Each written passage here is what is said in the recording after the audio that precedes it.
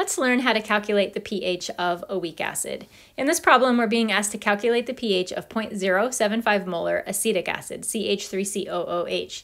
And we've been provided with this information, Ka equals 1.8 times 10 to the minus 5. I'm going to talk about what this represents when it's time for us to actually use it. Whenever we're being asked to calculate the pH of something, whether it's a weak or strong acid or a weak or strong base, the very first thing that we should always do is write a balanced chemical equation for that substance, whether it's an acid or a base, whether it's strong or weak. Write an equation for that substance reacting with water. So the acid or the base, whatever it is, plus H2O. Because we're dealing with a weak acid, the problem tells us it's a weak acid, that means that this reaction exists in equilibrium. And because it's in equilibrium, in fact, it's going to be important for us to be thinking about the states of these molecules. So I'm just going to give myself a little bit of room here to squeeze the states in. Our acid, and if it was a base, same thing. The acid or the base is always going to be aqueous. And then, as you know, the water is a pure liquid. So now we need to predict the products of this reaction. We know that this is an acid, again, because the problem tells us that it's an acid, and that means that it's an H+ donor. So that means it's going to be losing one of its hydrogens, and it's also going to be losing a positive charge. So that's going to give us the acetate ion, CH3COO-. And since this is an acid, that means in this reaction, water is a base. That means water is going to be getting an extra H+ ion. That's going to give us H3O+, which is also aqueous. We have practiced predicting the products of these acid-base reactions before, but it probably still feels a little uncomfortable to you, but you'll get better at it with more practice. So again, the first step is always going to be to write a balanced chemical equation for the acid or the base reacting with water and predict the products of the reaction. Since we're being asked to calculate the pH of this solution, and you know that the pH comes from the equation, the negative log of the H3O+ concentration, our goal is to figure out how much H3O+ is being produced by this chemical reaction. And once we know this number, we'll be able to calculate pH. To figure out that H3O+ concentration, we're going to use an ice table, exactly like we did for calculating the pH of strong acids and strong bases. In the ice table, the I stands for the initial concentrations or initial conditions of all of the substances prior to reaction. Prior to reaction, we have a 0.075 molar CH3COOH solution. We don't have any products yet at all. They haven't been formed yet because the reaction hasn't started yet. We also don't know how much water is present, but it's going to turn out that it doesn't really matter. For now, I'm just going to leave it as a question mark, and then we'll come back and talk about why it doesn't matter. In the ice table, the C row stands for the change. How much of this substance is reacting, how much of it is going away, and how much product are we making in this reaction? In the C row, in the change row, we know that we are going to be losing some of our acetic acid. So I'm going to put a minus sign here because we're going to be taking some of that acetic acid away. And we're also going to be producing some products. So I'm going to put plus signs over here because we're going to be making some acetate and we're going to be making some H3O+. So these numbers over here are going to be positive and this is going to be negative. With a strong base and a strong acid, because of the definition of a strong base and a strong acid being that they react completely, when it was time for us to fill in these numbers right here, we said, oh, okay, because it's a strong acid, it completely reacts, all of it goes away. This is how much we take away in that situation, and that's also how much we add in that situation. But this is not a strong acid. This is a weak acid, which means that not all of this 0.075 molar solution is going to react. We don't know how much is going to react, actually. All that we know for sure is that it's going to be some number less than 0.075. Since we don't have any idea exactly how much is going to react, we are going to use the symbol X, just like we would do in math, just to represent some unknown. We have no idea how much acetic acid is reacting. We're just going to call it X. And however much is reacting in terms of X, that's how much of the acetate product we're going to make, and that's how much H3O+ we're going to make. This relationship, minus X plus X plus X, comes from the stoichiometric coefficients in this balanced equation.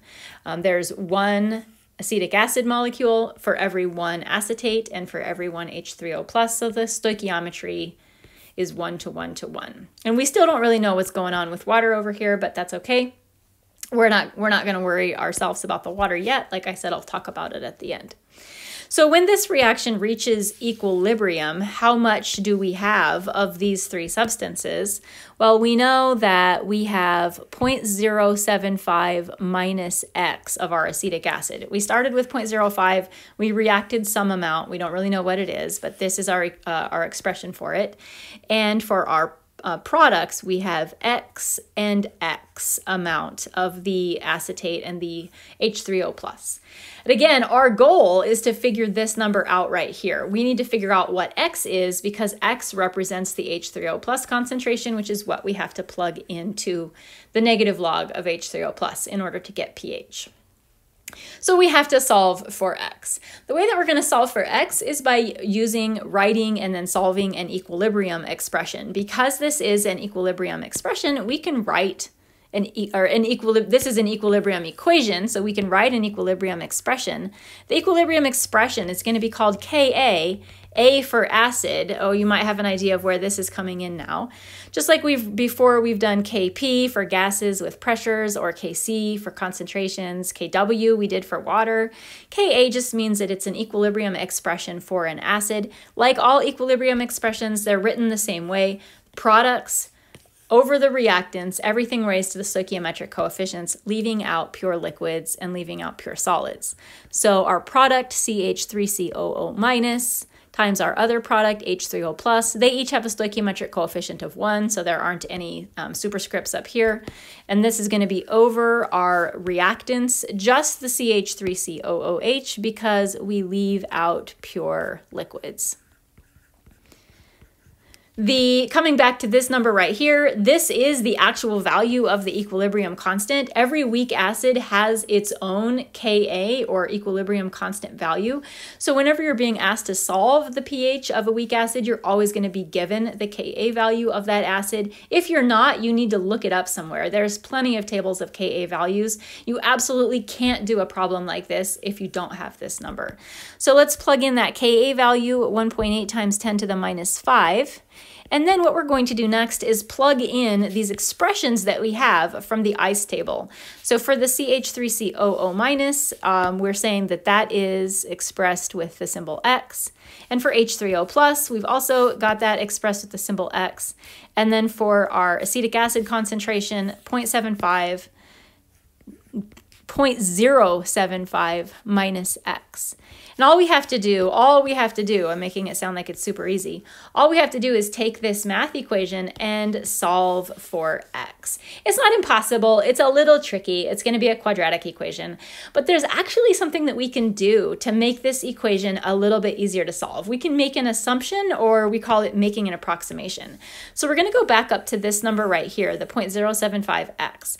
And we're going to have a look at this equilibrium constant Ka. 1.8 times 10 to the minus 5. Think about the size of that number. That's a super, super, super tiny number. And what do we know about the size of equilibrium constants? Ka, for example. What the size of the equilibrium constant tells us about the significance of the equilibrium for this particular reaction. Because this Ka value is super, super tiny, really, really little, that tells us that this reaction right here prefers the reactants over the products, meaning that we have a very small amount of products that are being formed in this reaction. And most of what we have is just staying unreacted. Because of that, because this equilibrium constant value is so small, we can make the assumption that the value of X is really, really tiny relative to the value of 0.075. And we can say that 0.075 minus X is just going to end up being approximately 0.075. What we're saying here, what we're assuming here, is that X is so small and insignificant that when we do this subtraction and put it back to two significant figures, we're still just going to have 0.075. This is usually a little bit tricky for some students to grasp, but once we actually do the math on this, we'll come back and verify that this is a valid assumption to make. So since we're going to be making this approximation right here, let's come back to this equation, this equilibrium expression that we wrote, and let's build that assumption or that approximation into this equation. So instead of filling in 0.075 minus x, we're just going to put 0.075.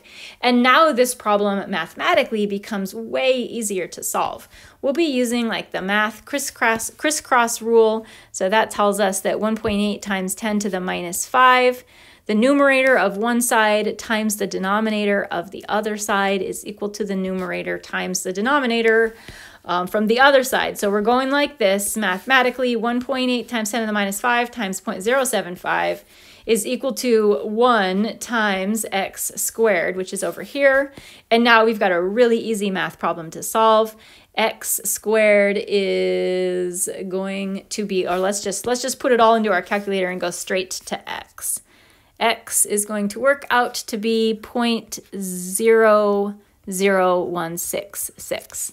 So we're going to do this number times this number and then just take the square root, and that's going to give us our value for x. This is the value for x, and it's also the value for this x right here. And let's check this approximation. Let's just make sure that this actually makes sense. 0.075 minus 0.00166. When we put that back to two significant figures, it is still going to be equal to 0.075. So this approximation that we made, that x is very, very tiny relative to 0.075, it's a valid assumption. So now that we know the value of x, which means we know the value of H3O plus, we can go ahead and plug this into our pH equation. pH is the negative log of the H3O plus concentration, which is the negative log of 0.00166, and that is going to be a pH of 2.9.